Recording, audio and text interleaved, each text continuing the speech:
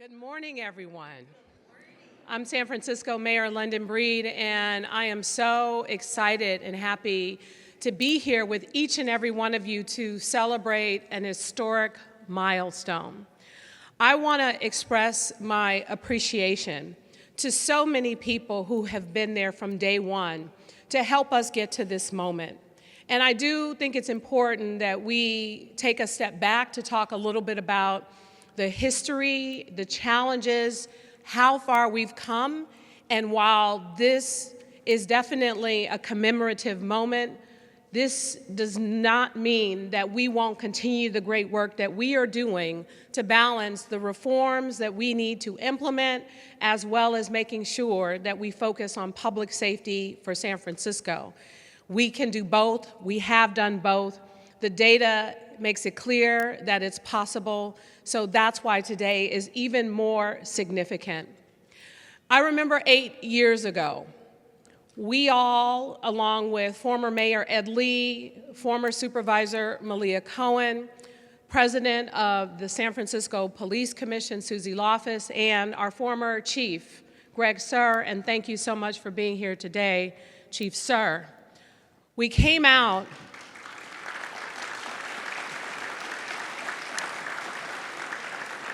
during a very difficult time. There were a number of advocates who were outraged, a number of challenges that this department faced. And the fact is, at the time, and don't we miss President Obama, his Department of Justice put out 272 recommendations to improve policing in the United States. We adopted that and we worked with the California Department of Justice to implement those recommendations, first through Javier Becerra, who used to be the California Attorney General, and now with Rob Bonta continuing along those lines. Through that process, so much has happened. There was a lot of outrage, a lot of frustration, and many of you know I grew up in a community where trust between people in our community and law enforcement was definitely very challenging. And what I appreciate most about what this day means today is how far we've come and how significant it is that we have worked hand in hand with the police department, with the community, with various organizations, and a number of folks to get to a place where the leader of our department, Chief Bill Scott, has helped to make sure that despite what we have experienced in San Francisco around public safety, we have never abandoned our desires to implement our criminal justice reform work with the police department, and this is why this day again is so significant.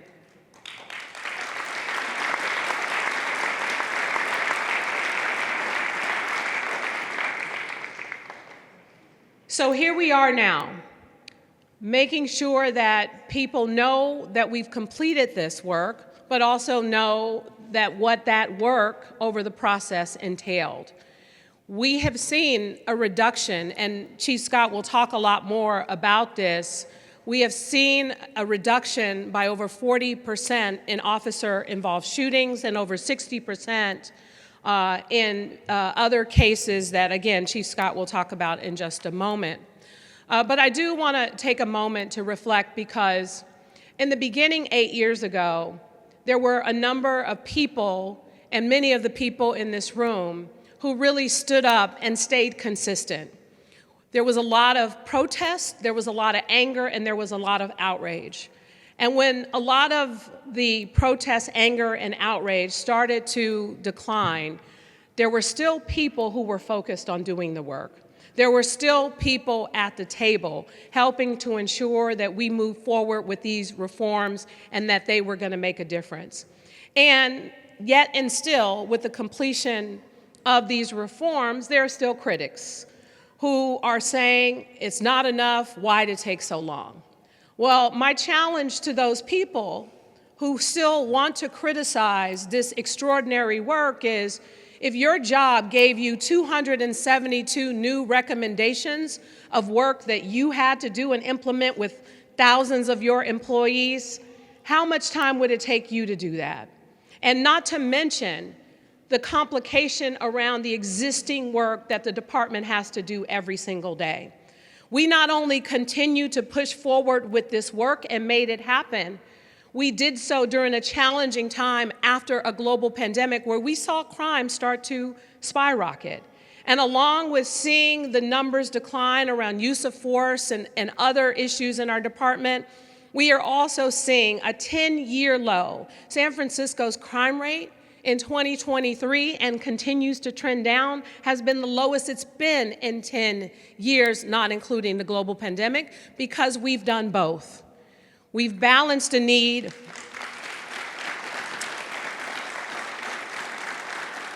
We've balanced the need to continue reforms along with continuing to serve and protect the people of San Francisco. And I want to say to the men and women of the San Francisco Police Department, thank you for the work that you've done. Thank you for your patience while we work through these very challenging times. And to the community, thank you for, in many cases, instead of just being critical, being willing to show up and work with the police department on implementing these valuable reforms. And I will also say that we continue to do important work in this department to make sure that when something is not quite going right or when something is not quite working, it is okay to course correct and to make adjustments in order to get to a better place. We are not stuck in doing one thing or another. We are continuing to evolve as a department and as a city. So I'm looking forward to what this means, this milestone, and everything that we've done and will continue to do to make sure that San Francisco's police department is not only a leader around the reforms, but also one of the best departments for people to work in and to work with in the city and county of San Francisco.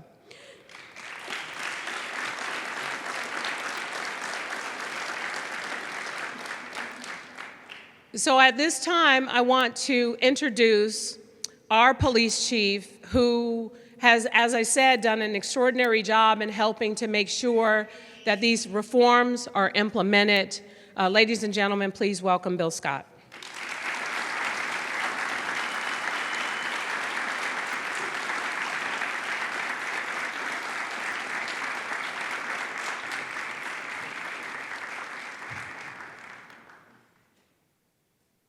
Thank you, Mayor Breed. So thank you all for being here today. We're going to start off by acknowledging the people that did the work. And before I call the mayor back up to make the presentation, I'm going to read a lot of names to you. It's not all inclusive of everybody that touched this work, but I will ask that you hold your applause until I go through all the names, and then I'll give some remarks about our story, because this is truly our story.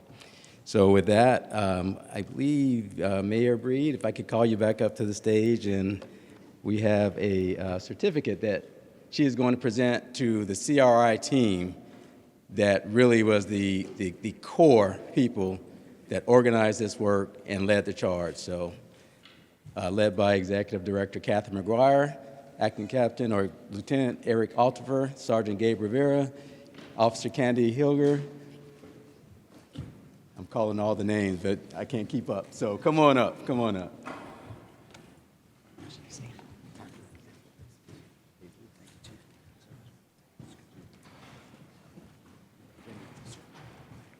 they all fit on the stage?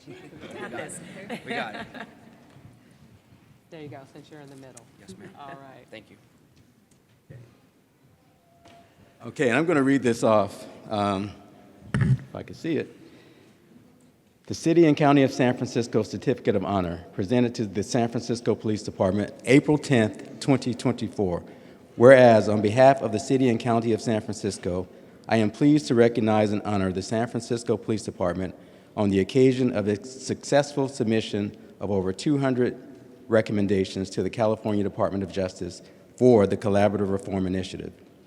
Your unwavering commitment to advancing justice, transparent law enforcement practices, and continuous improvements has undoubtedly left a positive, lasting mark on San Francisco. Furthermore, your work to build trust with residents throughout the community, policy advancement, employee development, and setting new standards for the accountability is truly commendable. By creating a more fair, just, and safe society for San Franciscans, your steadfast dedication represents our city's values at its best. Therefore, I have hereto set my hand and caused the seal of the city and county of San Francisco to be affixed. Mayor London Breed. Thank you, Mayor.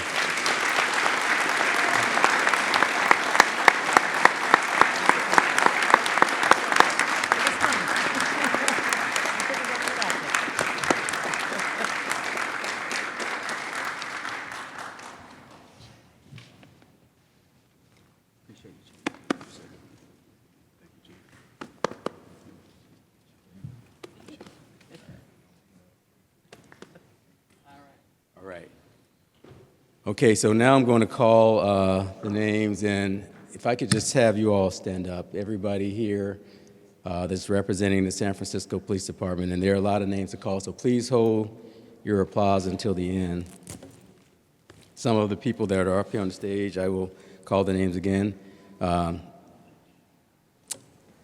Executive Director Catherine McGuire, Lieutenant Eric Altiver, Officer Candy Hilder, Officer Jesus Navarez, Sergeant Chandra Peregrina, Sergeant Gabriel Rivera, Officer Jimmy Tron, Officer Deshaun Wright. They are the core CRI team that are standing behind me. Okay. Sergeant Enrique Alejandrio,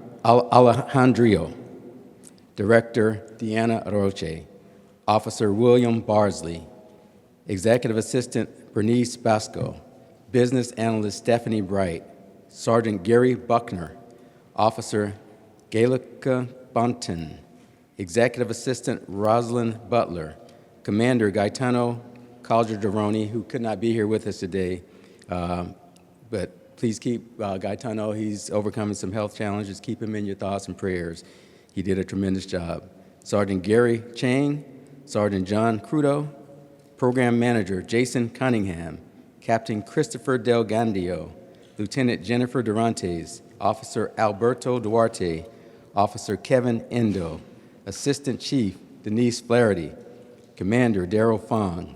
Daryl is also couldn't be with us today. He is also recovering from some health challenges, and please keep Daryl in your thoughts and prayers.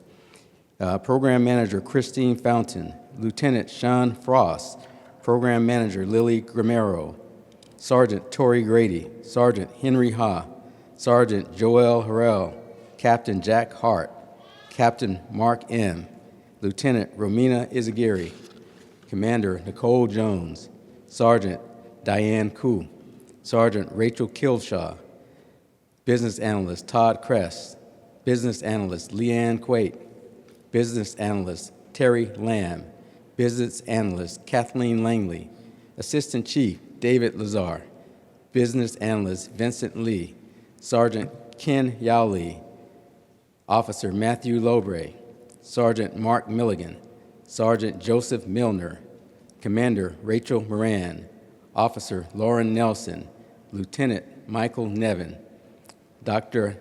Niska Nikana Vocic. I think I said that correctly. Sorry, Nick, Dr. Nick. I always just call him Dr. Nick. So, Deputy Chief Robert O'Sullivan, Business Analyst Dyla Rumkan Osorio, Captain Aaron Pera, Captain Sean Perdomo, Sergeant Frank Pereira, Officer Michael Patulia, Management Assistant Gloria Rosalejos, Director William Sanson Mosier, Chief, I'm not going to call my own name, so. Who put that on there? So, Lieutenant Christina Serrano, Officer Amber Smith, Captain Dennis Toomer, Captain Eric Ventero, Deputy Chief Peter Walsh, Sergeant Greg Wells, Lieutenant Angela Wilhelm, Sergeant Catherine Winters, Officer Patrick Wood, Sergeant Stacy Youngblood, and although she's not on the list, and I think you're going to hear from her later, I want to acknowledge Lieutenant Tracy McCrae, the POA president, because This is truly a partnership, and Tracy's leadership has been amazing. So we have our CRI team here, and as I said, this is not all-inclusive. I think every member of this department has contributed in some way, but if you will, please give them a round of applause.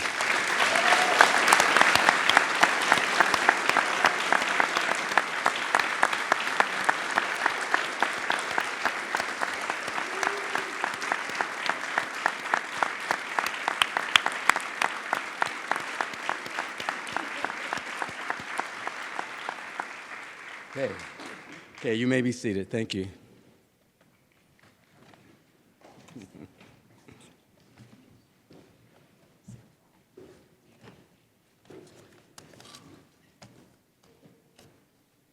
Okay, again, I want to say again, thank you to everyone for coming. And let me start and piggyback on Mayor Breed's comments. This is a milestone. Let's not be, let's be clear about that. This is an accomplishment, but each and every one of us know that there is a lot more work to be done, and this work called reform is never truly over.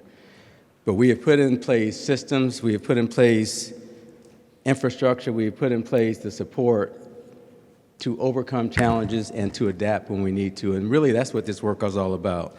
So again, I want to thank everyone for being here today, especially the members of our San Francisco Police Department, who in partnership with members of the communities across our city, including community groups, social justice groups, activists, a number of city departments, which I'll name some, nonprofits, clergy, academic partners, research organizations, our police commission, and I'm going to say a few words about our police commission, and last but definitely not least, Mayor Breed and her administration.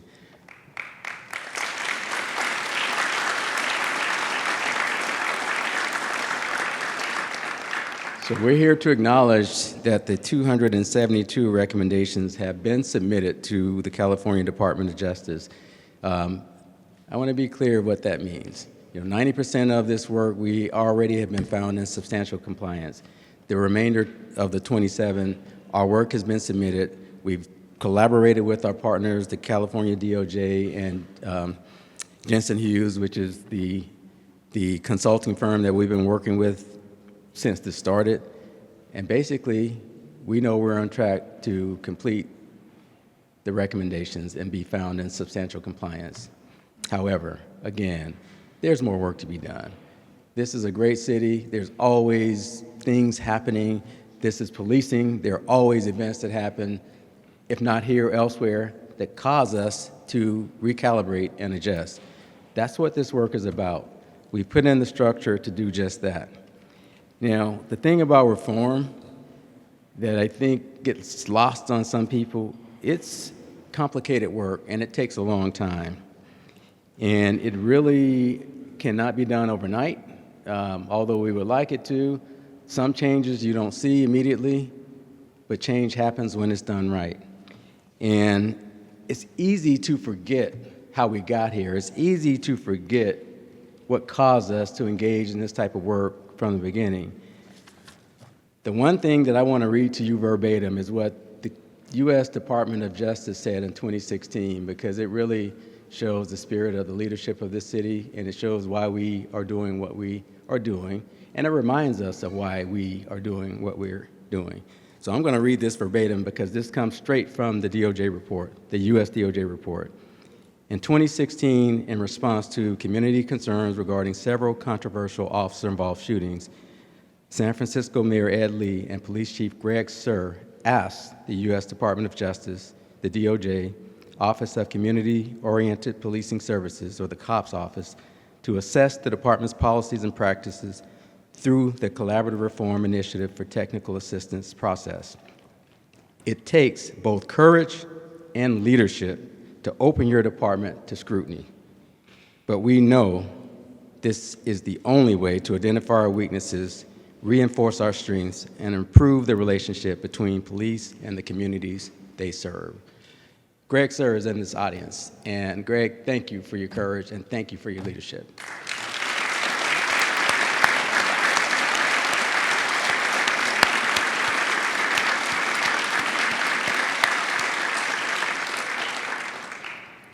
So the 5 areas of CRI focus, for those of you that haven't tracked this, which I think most of you have, are use of force policies and practices, practices, and training to address the issues of bias in policing, community policing strategies and protocols, policies, practices regarding complaint and disciplinary processes, recruitment, hiring, and personnel practices. Now, the U.S. DOJ completed their assessment in October 2016. And for me, this is kind of a where were you at that moment, because I remember I was at the IACP conference in San Diego when this report was released. And by then, unbeknownst to the public, I had applied to be considered for this job. So instead of out doing conference stuff like we all like to do, I was reading the report and preparing to compete against 60 other people to step in and help what Chief Sir started. It took a lot to get us to this point. It took courage. It took vulnerability. It took opening up the books and letting the world see our strengths and our weaknesses. And at the time, the Police Commission, led by Susie Loftus, and I don't know if she's here or not, but I just want to give a shout out to her. She was the president of the Police Commission at the time. They actually started taking this work on before that report was released. And by December of 2016, only less than 2 months after the DOJ report was released, the SFPD had probably one of the best use of force policies in this country. Wasn't met without controversy, I must say, but it was and still is a good policy. This started before the U.S. DOJ completed that report. And that's an important fact because it shows the spirit of what this city is all about. We're not going to wait. We're going to get to it, roll up our sleeves, and get to work. And that's exactly what this city and the SFPD did. Coincidentally, when the use of force policy was actually published, the mayor at the time, Mayor Lee, announced that I would be the next police chief of the city of San Francisco. What an honor and a privilege it has been, and it continues to be. But I just want to tell you kind of why I'm here and why I came here. So just a little bit of context about what reform means to me as the leader of this department. In 1991, when I was a young officer with the LAPD, the Rodney King incident happened. Changed policing across this country, if not the world. At the time, the Warren Christopher had a commission called the Christopher Commission. He had a bunch of recommendations. LAPD said, we're going to implement them all. I had 2 years, maybe 3 years on the job at that time. And that started my journey with change and police reform. About a decade later, this thing called the Rampart scandal rocked LA. And before we knew it, LA was under a federal consent decree. That was 2001. 12 years later, the federal monitor said, you've done enough work, you're substantially compliant. But the work didn't stop there because we had to sustain the work. So by the time I got here in 2017, about 25 of my 27 years at the time, at every level of the department, was engaged in this type of work. So it meant something to me because I think I learned early on what impact that we as police officers have on the communities that we serve when things don't go the way the community expects them to go, particularly things like officer-involved shootings and incidents like the Rodney King incident. It degrades trust, it degrades our effectiveness, and we can do better. And that's what Chief Sir took on.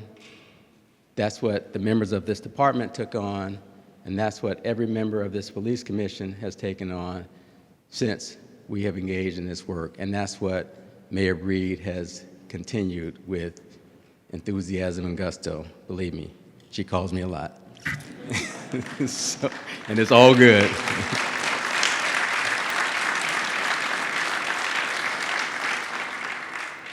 So, what does it take? What does it take to get this work from start to finish? First of all, it takes time. For those of you that study this type of work, most police departments, it takes years. And some police departments, it takes years and they never finish. 2016, when we adopted this work and we jumped in with both feet, we got off to a slow start. And then in September of 2017, after a change in the presidential administration, the US DOJ abruptly said, we're done. They pulled the plug. No more CRI. This city didn't stop. We committed and we doubled down. And by February, thank you.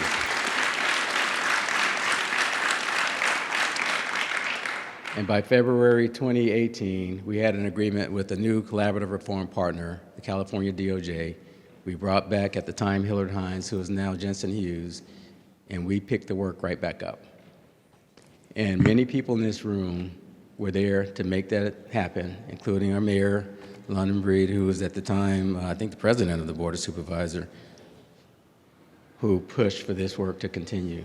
Many of you in this room, Ms. Felicia Jones, who's standing in the front row, our police commission at the time. We had President Julius Turman was the police commission president at the time. We pushed through. That's how you deal with adversity. That is called commitment. We went through several iterations of the police commission. We had several presidents, Bob Hurst and Molly Taylor. Tippy Mizuko, for a second, was acting president.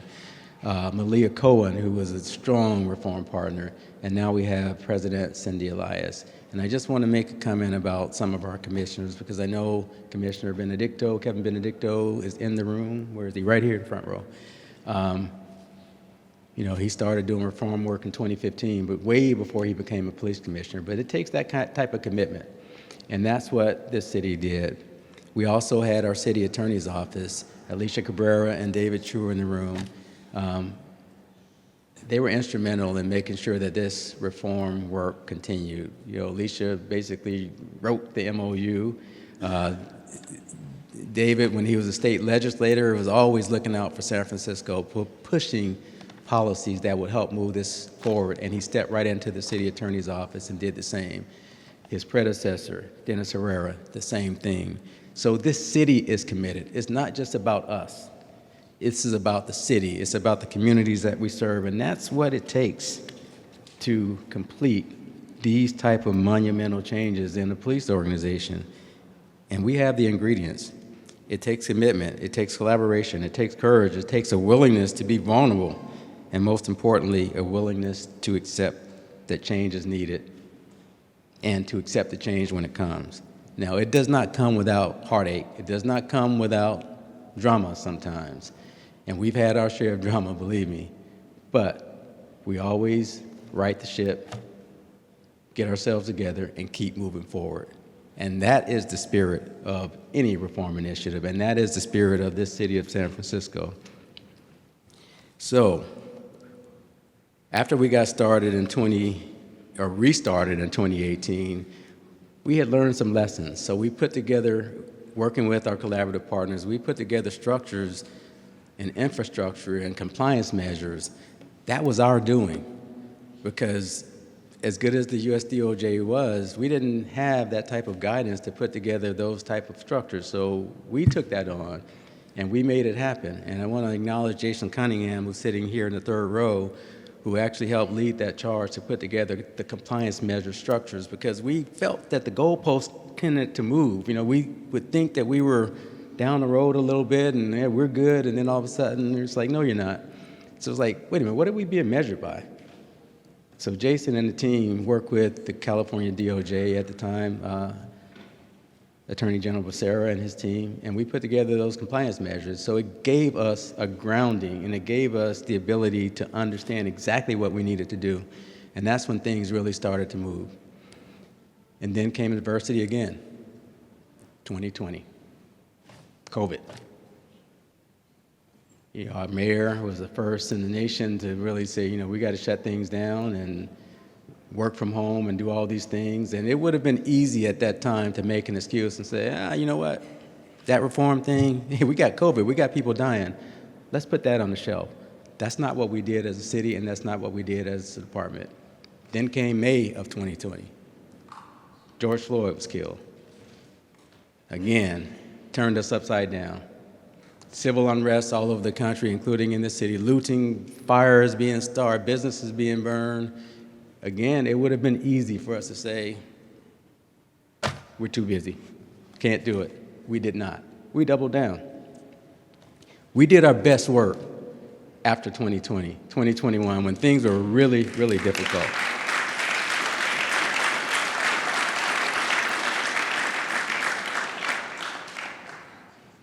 But it took commitment, and it took staying the course, and it took taking the criticism. I remember when, I don't know if you remember this conversation, but the mayor told me, he said, you're going to be a little bit uncomfortable, and this department is going to be a little bit uncomfortable. But you know what? We learned. We learned from our mistakes. We learned that we needed to listen. We learned that we needed to hear the community. And sometimes that came with great criticism, but we did it. And look at us now. We are down the road with 272 recommendations that we have completed, knowing that we still have more work to do. So,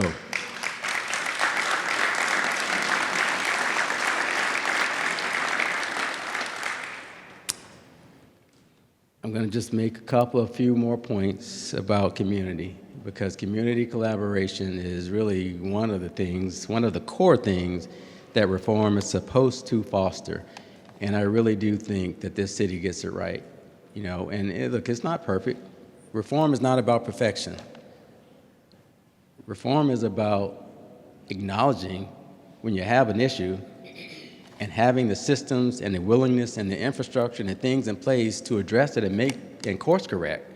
That's what reform is, because there are always going to be incidents, and there are always going to be things that happen that need to be corrected, either internally or things happen that we have no control over in some other part of the country that sets us back. And these things happen over and over and over again. If we are the city and the department that looks at ourselves and says, you know what, how do we prevent that from happening next time, then we're better off for it. And that's what this work is about, and that's what the community engagement is about. So we have engaged with communities. We have engaged with groups. We have engaged with groups who don't necessarily see eye to eye with us about core issues of policing. But here's the thing. Those disagreements, when you can sit down as professionals and respect each other's opinions, they push us in the right direction. And sometimes there's a thing called compromise that has to happen to get to the next level and to get to the next step. And we have learned how to do that when we need to. Sometimes you have to hold your ground, and we know how to do that too. But we've sat down with groups that have pushed us, and I want to acknowledge Ms. Felicia Jones sitting in the front row here in Wealth and Disparities.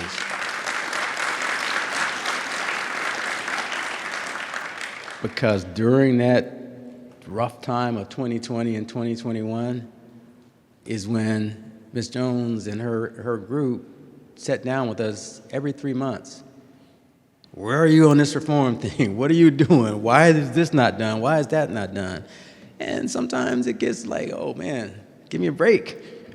But she never did. But you know what? Those type of pushes are what we need. And we have community partners that do that. The Bar Association, I see their president, Yolanda Jackson, sitting there, and Julie Tron, who's always been with us with policy changes and work groups and the like. But they bring a perspective that sometimes we have blind spots that we don't see. And when you have that global perspective, you're going to do better work. So I just want to give a thanks and a shout out to all the groups that have worked with us. I only named a few, but there are many others, and I'm just going to rattle off a few if I can read my writing here. The Latino Task Force, the Mario Woods and the Alex Nieto coalitions, the Chiefs Advisory Forums, which have been really a staple. And I see Ms. Paulette Brown here and George, her husband, Ms. Brown. Ms. Brown has been, she's always there. She's always there working with us. She's always there pushing us. She's always there reminding us that don't forget about me. Don't forget about my son. What are you going to do to fix your problem so you can take care of our problems? So, Ms. Brown, thank you.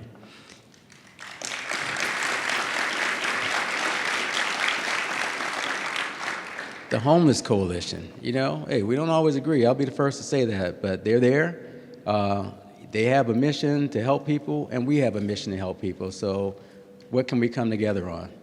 Because some of those desires intersect. And look at what we've done with the collaboration, because that was a recommendation, and with the leadership of the mayor in her office, HSOC is a thing, and it's a real thing, and it's helping a lot of people. So, is it perfect? No. Are there still challenges? Absolutely. But we've moved this work down the road, and we are helping a lot of people as a result of it. There are a lot of pieces to this puzzle, the academic partnerships, and I can rattle them off, Stanford and University of Chicago and Cambridge and UC Berkeley, the Goldman School of Public Policy, and there are many others. There are a lot of city departments that have collaborated with us, because that is what we're supposed to be doing, and that's what the recommendation said that we needed to do better. What's the result? The Drug Market Agency Coordination Center, the DMAC. I mentioned ASOC. I mentioned all these things where Public Works, Public Health, and Grant Colfax and his team, adult probation. Where's Chief Tulloch? She is here. Thank you, Chief Tulloch, for being here. The partnerships there, juvenile probation, our DA's office, our public defender's office. All these things have come together, and they have made us get to this 272. And what are the outcomes? Because this is the part that, to me, is what it's all about. The work is there, the infrastructure is there, and because of the members of this department, we have some really good outcomes to talk about. Now, I will say, I read the articles sometimes. Well, you did that, but you're not doing this. Yeah, we know we got work to do. But let me tell you something. If you don't know about this department, we'll get it done. Because I'm confident that everything and anything that we put our resources and our minds to, and we work together, we can make it better. We may not solve all the problems, but we certainly can make it better. So yeah, those things that people are saying, but you didn't do this, we'll get it done. I guarantee you that. We'll get it done and we'll make it better. But here's what we have done. We reduced use of force since the inception, since Greg asked them to come in, by 65% from 2016 to 2022.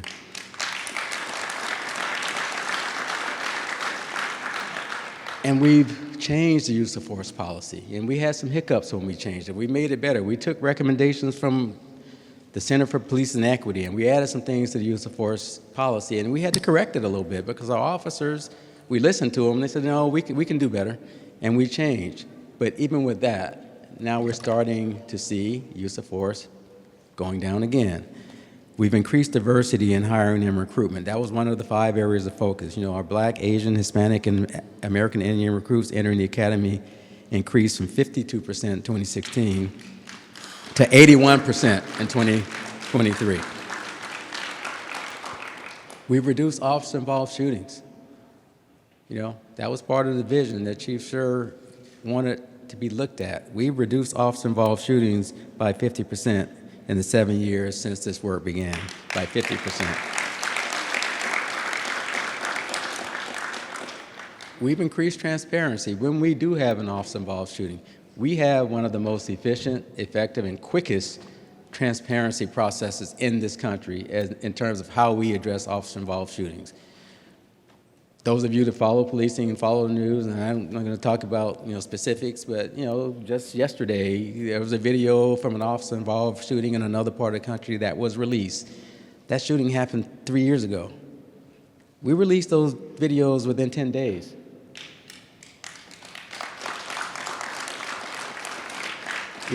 And it's not about what others aren't doing. This is about what we are doing. And we have one of the best processes in this country, and that's developed by community, commission, the people in this room, the people in uniform, and our professional staff that have pushed us forward. De-escalation training and our enhanced training. We had some incidents that caused us to look at how we do business. And as a result, and I want to give a shout out. Where's Denise, Assistant Chief Denise Flaherty, who was at the academy at the time as a captain. We gave her a mission. We got to do better with our training and de-escalation and coordination, and what they came up, Denise and many people on our staff, was the critical mindset coordinated response training. It changed the game for us. Slow it down, coordinate, communicate. And do we do it perfectly all the time? No, but those principles, and I've talked to enough officers to say this really changed the game for us and made things better. So we're better. We're better, and that's why you see use of force going down, and that's why you see officer-involved shootings going down, and that's why when we release a video, people see those efforts, and they're transparent. So thank you, Assistant Chief Flaherty, for that, for your work.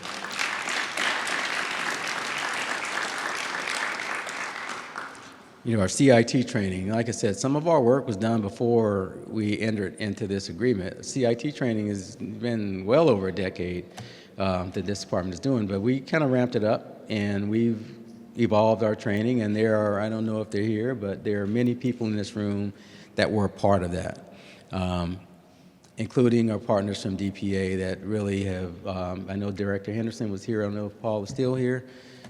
Oh, sitting in the back there. Janelle is here from DPA, but DPA is a reform partner. Do we always agree? No. Do we always see things eye to eye? No. But here's the thing. They're about making things better. They're about accountability. We're about accountability. Let's see where things intersect, where we can move it forward, where we can do it in a way that it's acceptable to the masses. And I think that's what we've done, because that's what the reform called for, a better working relationship with DPA. It does not mean we always have to agree. It does not mean that, nor should it. But the work has gotten better, and the partnership has gotten better. And Paul, thank you for your work. We talk every couple of weeks and then some. And we're always talking about trying to make these issues better and problem solving, because we do have issues that we have to solve. Community engagement. We stood up a community engagement division as a part of this work, and our first leader of that division was then Commander David Lazar. And I kind of just threw it to David and said, you got a canvas here. Make it work, make it happen. Here's the vision, and that's exactly what he did. And the recommendations that had to do with community policing. He put together a work group, got the controller's office involved, and really did an outstanding job of developing that community policing body of work. And David, thank you for that work, because that moved us forward.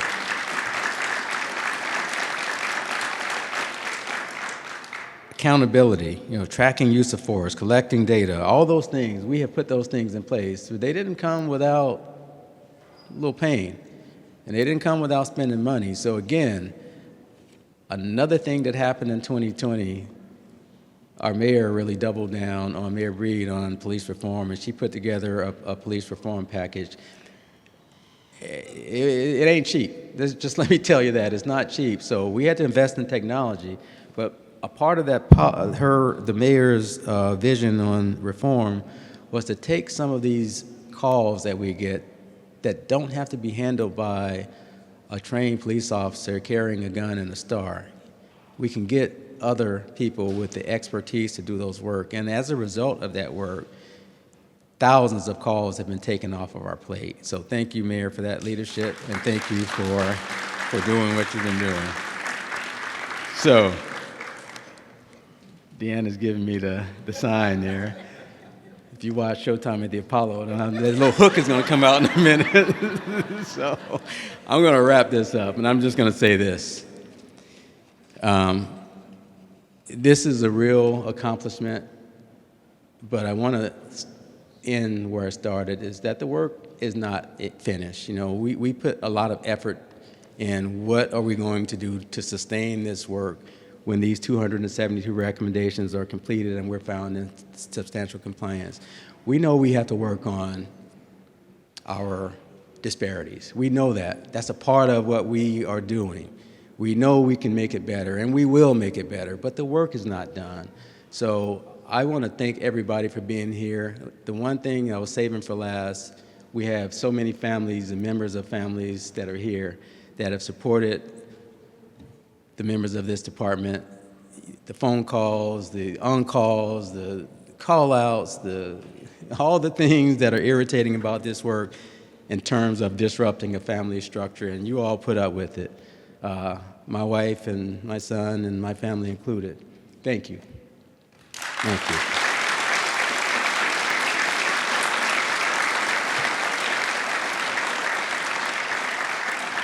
So I closed the book on my notes, but the work is not closed. So I'm going to call the mayor back up, and thank you all.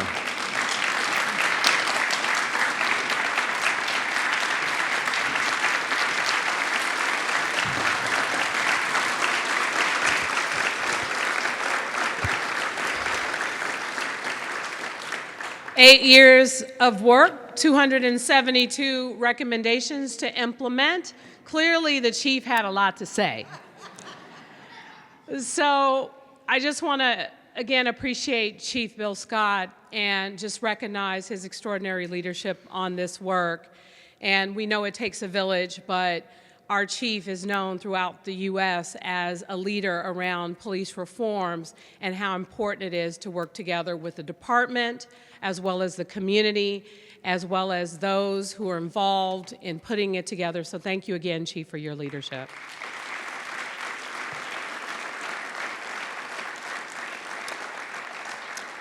And as you can see, some supervisors have come and gone, but we at least have Supervisor Joel Ungardio still here. Thank you so much for being here. As well as other commissioners, Deborah Walker, and thank you so much, Larry Yee, as well.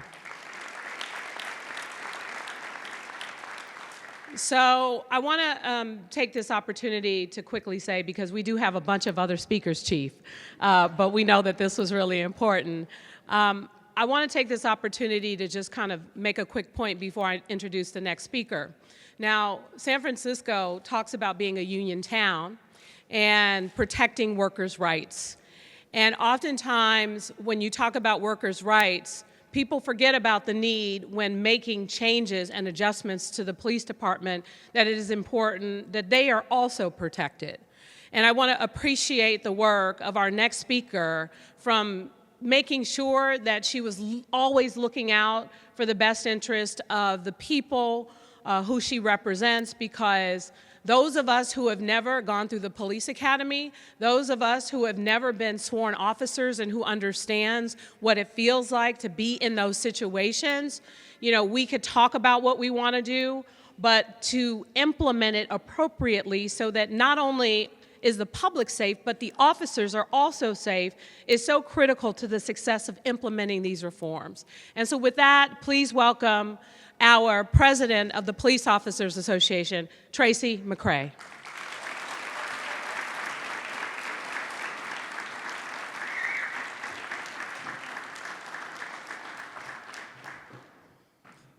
Use your glasses.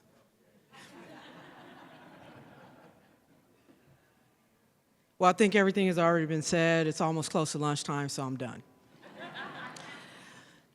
Good afternoon, because it is almost afternoon. My name is Tracy McCray. I'm the president of the San Francisco Police Officers Association. I'm the first woman to lead this organization in its entire history.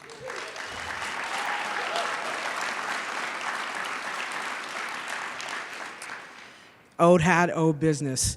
What I like to say is that I have a particular lane that I like to stay in when I'm doing union business, which is wages, benefits, working conditions, and representation of our officers. A lot of times I get pulled out of that lane for other things. Sometimes I don't mind because it's about the men and women who are doing this job. And as I look out into the audience, I have to give every single one of you in uniform credit, because sometimes we are pulled in a lot of different directions. Some of you were pulled to be on the CRI team when you could have been out in the community, in the street, doing important work. But doing that CRI work was just as important, if not more important. People like to say the R word. They say some other words, you know, reform, recommendations, 272. That's a lot of work to get through. Our job is ever evolving. It's always changing. As you know, every year there are laws that are changed, right? We have to adapt. There are better ways that we can do our job more efficiently, helping many people in all of the communities that we serve. But the thing about it is that we always step up to the plate. No one can fault us for not wanting to try. Like the chief said, there are many things that happened over the past 8 years that we could have just said, yep, nope, not doing it. We're too busy. We got other things on our plate. But evolving and getting better, that is always what our goal should be. Because life changes. It doesn't stay the same. We're constantly in motion. Me and the chief had a robust discussion about the NCAA tournament this past weekend. I told him who my picks were. I won my picks. But when I played basketball on the collegiate level, we would practice at 5 in the morning, and we would practice plays over and over and over again, trying to reach perfection, right? That's a lofty goal. But I think that's what we try to do every day. We try to be perfect in our performance of our job, of our duty to the public, to the citizens, to the workers in the city, right? Practice makes perfect. So although we may have completed 272 recommendations, there are 1,000 more out there that come from community groups, that will be coming from the police commission, that come from the board of supervisors, that come from our own members, the men and women doing this job. So we will be constantly trying to strive and get better. Although being the leader of the union, we have our meetings with the police commission, our meeting confers, very robust, sometimes with the board of supervisors, sometimes with community groups. But I take memory in the fact of when I was out serving in the Bayview district. Of course, I was born and raised. Me and the mayor grew up in the same neighborhood. We understand those challenges. But when I was out in Bayview and I would be walking through the cuts, and if you don't know what that is, every public housing have cuts, areas where if you don't know where you're at, you shouldn't be there. But as I was walking through the cuts one day through Portrell Hill, I had a woman yell out to me saying, "Baby, aren't you scared to be walking through the cuts by yourself?" And I was like, "No, ma'am." I go, "Because we can't be scared in doing this job. We can't be scared about what people are going to say or criticize us, because there are critics and haters all the time. We have to be resolute in our belief of what we're doing each and every day when we put on this uniform and we jump into that car with our partner or without our partner, where we go into people's homes at sometimes the most worst day of their life. We go from the mundane to the horrific in an instant. And you've all been there, and I've seen those looks in your eyes. How are we going to handle this situation? But we can never be afraid of change. We're not afraid of change. We're not afraid of criticism. Criticism helps us do our job. But we will continue this goal, this lofty goal, to be the best. I firmly believe we are the best police department in the country, if not the world, for what we're trying to do. So keep it up, continue to strive. We will continue to work with our community partners. Felicia Jones, I know she got a lot to say. We will continue to work with our police commissioners, right? We may not always disagree, but it's about what's getting best for the men and women who are out there on the streets doing this job.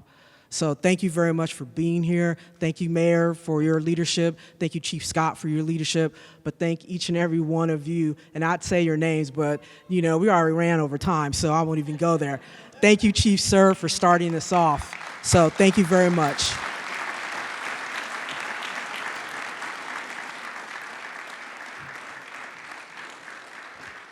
You brought it back with the cuts. And also, the people who helped us, we had to make sure that we, of course, followed the law in doing this work. And the incredible staff of the city attorney's office were extraordinary and made adjustments when it was sometimes very difficult to do so, starting with former city attorney Dennis Herrera, and David Chu picked up the mantle to do this extraordinary work as the now city attorney, but he also was very instrumental in helping around reforms when he served as a member of the Assembly and the San Francisco Board of Supervisors. Please welcome David Chu.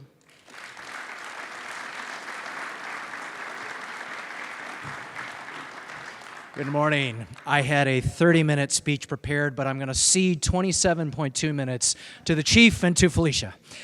So I just have three quick things to say. First of all, 8 years ago in 2016, when I was serving in the legislature, I remember this moment when this started because my colleagues in the legislature, Californians from around the state, and folks from all over the country asked me, us, is San Francisco going to get it done? And I remember having conversations with our former mayor, with former Chief Sir, with our former supervisors, London Breed and Malia Cohen, when we said we are going to engage in this process and this journey. And I want to thank each and every one of you who are responsible every day for protecting our safety, making us secure, and making a more just society. And I would go amiss if I did not thank the many incredible men and women in our office, our deputy city attorneys, who have spent countless hours drafting all of the rules and regulations, working with our police commission, working with our police department. I want to take a moment and single out our general counsel to both the police commission and the San Francisco Police Department, Alicia Cabrera. Thank you for your work.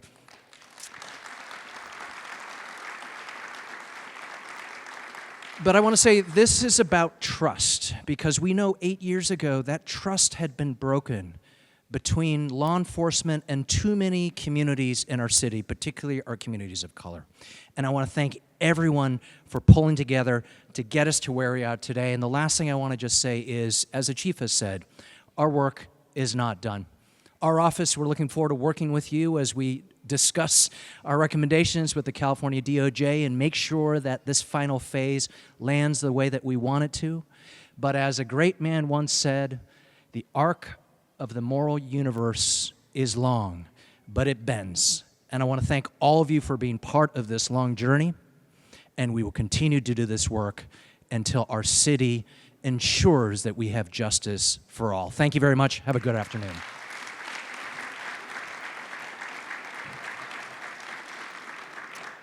And last but certainly not least is someone who has been a part of this work from the very beginning. You know, there had been a lot of protests, there had been a lot of people who made a lot of demands. But at the end of the day, when the noise started to quiet down and the cameras went away and some people went away, there were certain people behind the scenes rolling up their sleeves and working with us hand in hand to do the hard work necessary to get the job done and to also bring the community perspective. I couldn't think of a better person to talk about that perspective than Health and Disparities founder, Felicia Jones.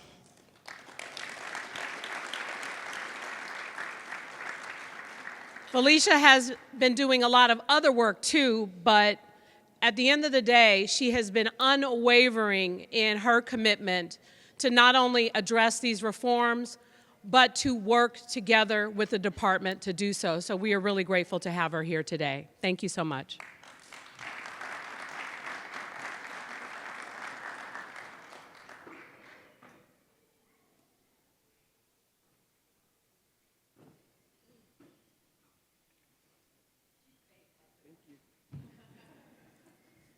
This is what the work do to you sometime. So I just want to say, in order to serve the people, in order to save the people, you must serve the people. In order to lead the people, you must love the people. And I just want to say thank you to Mayor Breed, thank you to Chief Scott. And even though some of the things you're going to hear are going to be redundant, but as my beloved mayor has indicated, this is from a community's point of view. And the hard work in which we, Wealth and Disparities in the Black community, we were steadfast. And after all the marches, after the rallies, I want to thank Wealth and Disparities volunteers who stood by me, because it was and is a Black-led grassroots organization.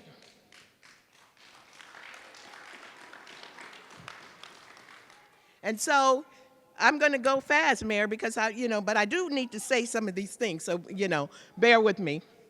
So in 2015, San Francisco made the top worst large cities in the U.S. per capita killings by the police. In 2015, ended with the horrible caught on camera firing squad style execution of Mario Woods, sparking outrage, and activists demanded change. It was Mayor Lee who commissioned Malia Cohen to go to Washington, D.C. to speak to the DOJ in 2016. At the time, our beloved mayor was the president of the Board of Supervisors, who also was part of this work. DOJ came to San Francisco in early 2016, February to be exact, because of the enormous activism against the killing of Mario Woods. The disproportionate killings of Black San Franciscans, and I'm not going to name them all. Trump then took office, and he shut down all of the DOJ reform acts. Chief Scott came in after multiple changes during the volatile activism. Chief Tony Chaplin was chief from May 2016 to December 2016. In December 2016, Chief Scott became San Francisco Police Department chief. Chief Scott's shining light was transformation progress. Mayor Breed was elected in 2018 and continued to hold up reform for San Francisco, California. Wealth and disparities in the Black community tracked San Francisco Police Department's reporting on the DOJ cops, the Collaborative Reform Initiative, since the beginning of reporting 7+ years ago. Wealth and disparities in the Black community challenged the reform process, even going to work with California's Attorney General Rob Bonta. All of the Black versus white San Francisco police statistics we know due to the activism of wealth and disparities in the Black community, who specifically demanded that these per capita statistical comparisons be reported and tracked by San Francisco Police Department. As wealth and disparities in the Black community communicated with San Francisco Police Department and Chief Scott over the years, he expressed, I'm talking about Chief Scott now, he expressed the willingness to meet quarterly with us. Wealth and disparities in San Francisco Police Department met quarterly to track the statistics for years between 2019 and 2022 over quarters within these 4 years. Wealth and disparities met with Chief Scott and his San Francisco Police Department leadership team to track reporting progress on the above statistics, comparison per capita between Black, Hispanic, white, when it comes to stops, racial profiling, arrest, and use of force.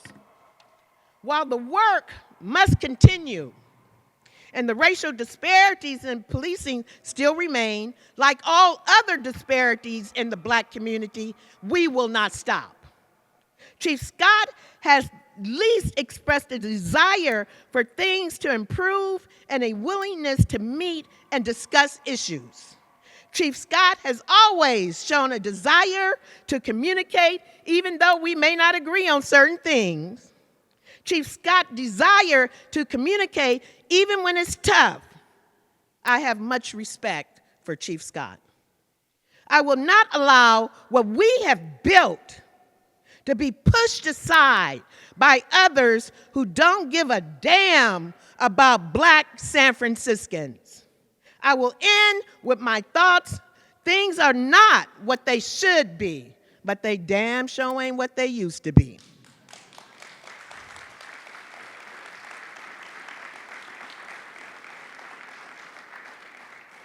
And so I want to thank my beloved mayor and Chief Scott to your commitment not only to the black community, because you know I'm pro-black.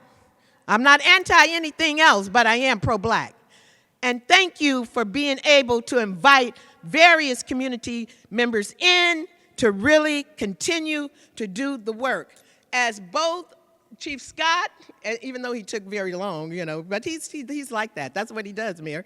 And so the thing of it is, when he kept saying that 272 recommendations are done, most of you don't know what we went through for the last 8 years.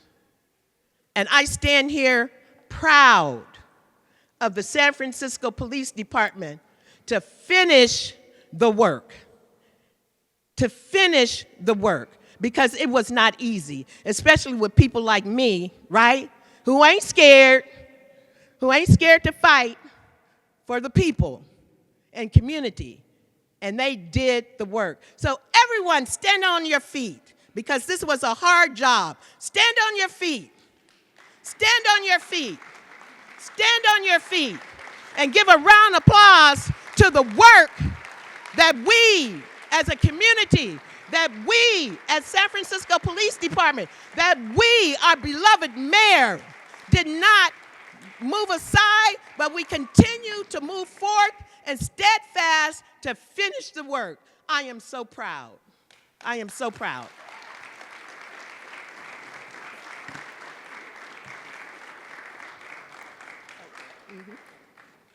Let me get my cane. Now, you thought when we were saying it was hard and there was a lot of challenges that we were kidding. We definitely weren't. And again, we appreciate each and every one of you for being here today. We know that the hard conversations not only happened, but they continue. And we will not shy away from the need to continue those hard conversations. But I want to end by really expressing my appreciation, again, to the community, and my appreciation especially to our police chief and the San Francisco Police Department and all of our officers. Because I know, in addition to what we're talking about around these reforms, it has been a very hard time for law enforcement. And so many of the people who are a part of this department could have made a different decision, could have chosen to go and work in other places or even other professions. But many of you have embraced the need to make adjustments, have embraced the need for us to be supportive of community, and have done your jobs with pride and with honor. And we appreciate you for doing it on behalf of the people of the city and county of San Francisco. So this is definitely an extraordinary milestone, one that we are very, very proud of, and we are hopeful about the future and what this means for the city and county of San Francisco. It means safety for our city. It means change for our city. It means hope and excitement for a better future for all of the people of the city and county of San Francisco. So thank you all again for being here today.